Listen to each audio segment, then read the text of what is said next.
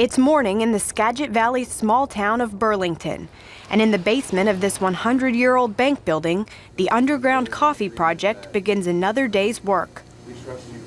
These men come from a different kind of underground: gangs, prison, drug addiction.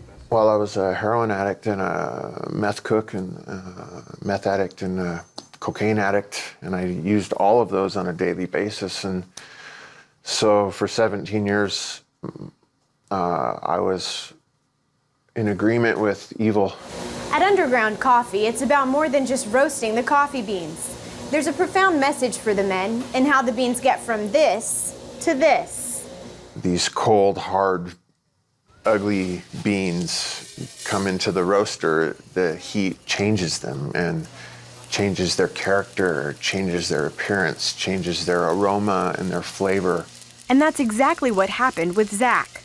In time, the fire of the Holy Spirit cracked his shell, transforming this once violent, angry man into a humble servant of God. What is your purpose in life now?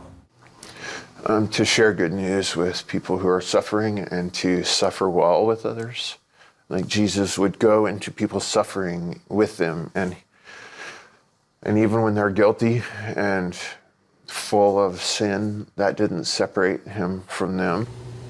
The Underground Coffee Project is part of Tierra Nueva, a ministry with a heart for people on the margins. And it all began with the beans. Honduras, 1981.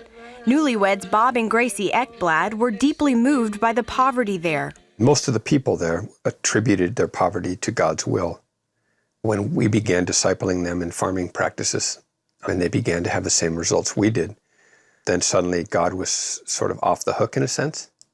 And that opened the way for us to talk about God differently. But it became clear the last thing those Honduran peasants wanted was a sermon.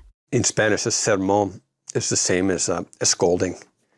Most of the people that we work with assume that church is really a place where you go to be reminded of all the things you're not doing. Bob explains in his book, Reading the Bible with the Damned, how he helped them discover for themselves the truth of God's unconditional love.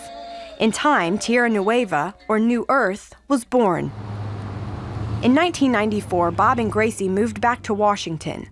As the county jail's new chaplain, Bob met Julio. Tried to get help before, and it's like I've always got turned down because of my criminal background and because I was an active gang member. But Bob never looked at me like that. Tierra Nueva always accepted me with open arms. They told me Jesus loved me no matter what. But Julio's shell was especially hard to crack, due in part to his gang ties and hardcore drug addiction. For 18 years, he was in and out of jail. Finally, he had nowhere else to turn. A bounty had been put on his head. Julio was on the run.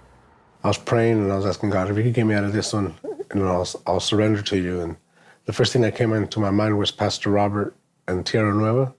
He immediately got on a bus and headed back to the Skagit Valley. We baptized him 5 days after he came. We just watched him grow into an amazing sort of man of God. And so I guess I really believe in the importance of perseverance. I didn't feel I was worthy of God's love from all the bad things that I had done in my past. Like, well, how could God want to use me? And I just kept remembering that Pastor Robert said, remember Paul? He was a crucifier of Christians, and Jesus used him to help people and to reach out to the people. Tierra Nueva strips away the layers of religion, showing what Jesus' ministry was really like. In humility and unconditional love, they bear witness as modern-day Sauls are transformed into the image of Christ.